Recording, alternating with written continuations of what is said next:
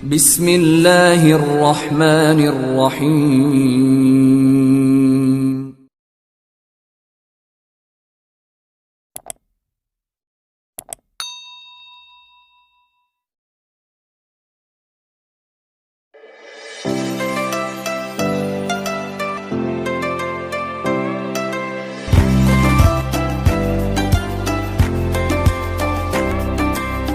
Makanya ada seseorang salaful ummah, pernah salah satu orang tuanya meninggal. Lalu dia menangis terisak-isak. Kata murid-muridnya, kenapa anda nangis?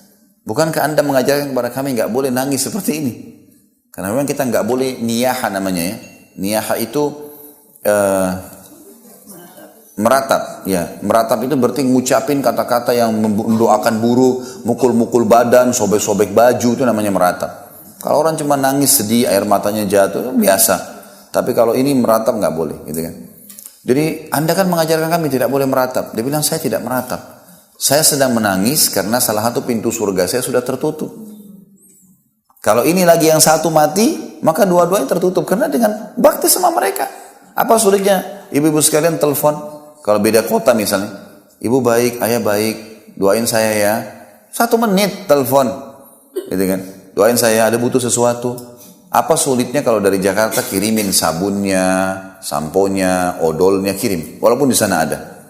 Ini loh buat orang tua. Kita kirimin paket. Beda. Mereka sangat senang kalau datang dari orang tua, dari anak-anaknya. Itu orang tua kita tuh kalau datang barang dari anaknya dibanggain sama semua orang tuh. Ini anak saya kirim, ini anak saya kirim, gitu kan. Kadang-kadang saya kirim sesuatu kecil ke ayah saya di Makassar. Itu semua temannya tahu. Saya tidak butuh itu sebenarnya, tapi dia juga tidak butuh karena dia bisa beli sebenarnya. Alhamdulillah dia juga punya kemampuan, tapi dia bangga dengan itu. Anaknya berikan sesuatu. Nah, kita maksimalkan dengan itu. Afdal sadaqah, sadaqah untuk orang tua. Afdal kata-kata indah adalah untuk orang tua. Bahkan itu di atas daripada pasangan kita. Jadi kita harus melakukan itu, teman-teman sekalian. Jadi ini pelajaran yang kedua adalah bagaimana tingginya kedudukan orang tua sehingga bisa memecahkan permasalahan tadi. Bayangkan kalau setiap hari kita siapkan minumnya, setiap hari kita siapkan makannya, dengan pengorbanan yang besar, setiap hari kita mengurus mereka, berarti kita punya banyak bobot amal saleh yang bisa kita jadikan perantara dengan Allah. Pelajaran yang ketiga, tentang masalah, maaf, ada juga hadis yang saya takut lupa ya, ada hadis Bukhari, pernah ada seorang anak muda datang kepada Nabi SAW, lalu dia mau ikut jihad, umurnya masih di bawah 20 tahun, anak laki-laki ini. Dia mau, ya Rasulullah saya mau ikut jihad. Kata Nabi SAW, kedua orang tua masih hidup. Dia bilang iya. Pulang dan pada keduanya lah kau berjihad. Suruh urus orang tuanya. Padahal perang bisa mati syahid. Suruh urus orang tuanya. Ya saking besarnya peran orang tua yang harus kita bakti. Banyak orang ibu-ibu sekalian ini, orang tuanya mungkin karena dia sebenarnya tidak sibuk. Bukan sibuk, menyibukkan diri saja gitu kan. Lalu kemudian tidak telepon ke orang tuanya. Nanti kalau ada darurat baru telepon. Atau kalau orang tuanya telepon, sudah ya ibu ya saya sibuk nih. Biarin dia ngomong, kenapa? Dia mau ngomong 1 jam, biarin ngomong. Kenapa kalau teman kita gosip kita bisa dengar 1 jam? Nah, biarin dia ngomong, ibu kita nak begini nak iya. Sampai dia sudah selesai baru kita, sudah selesai ya sudah. Baiklah, apa yang dipesan silakan. Saya kalau ayah saya telepon, saya tidak pernah berani mengatakan sudah ya, enggak. Tunggu beliau mengatakan, ya sudah kalau gitu ya. Ya udah, abah doain ya didoain sama dia sudah selesai. Kalau enggak, saya enggak berani tutup dulu teleponnya. Gitu kan, biarin beliau yang tutup. Ada beberapa syekh di Saudi, itu pernah lagi pengajian ditelepon sama ibunya. Ibunya enggak tahu ada lagi pengajian. Anaknya ini ulama besar. Rame orang yang datang penuh masjid. Ibunya telepon, nak, ibu butuh ini, butuh itu, butuh ini, suruh beli di pasar, suruh beli di supermarket. Karena memang biasa syekh ini yang bawain kejunya, madunya, roti segala. Dia nggak tahu kalau lagi pengajian. Nak, ibu lagi butuh ini, butuh ini. Baik ibu.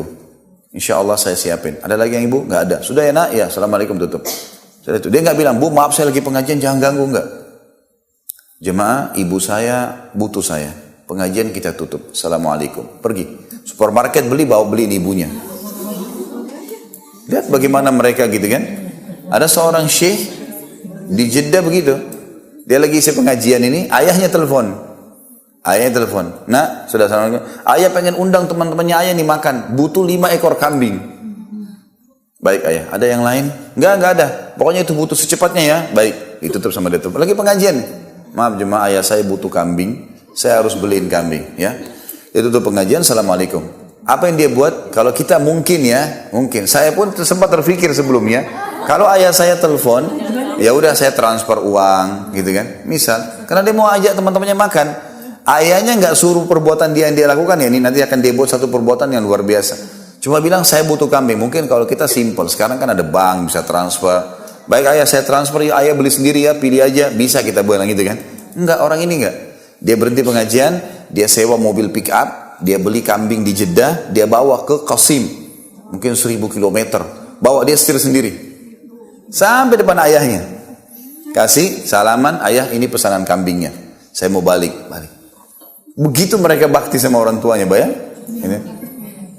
Kita kadang-kadang titip sama pembantu, kasih ibu saya ya, kasih ayah saya. Datang, bawa ke dia, suapin, mau saya suapin, kasih, kebanggaan. Itu semua ada pahalanya. Besar sekali. Dan banyak contoh-contoh berhubungan dengan masalah ini. Jadi jangan sia-siakan, apalagi kalau masih hidup, luar biasa itu. Jaga itu.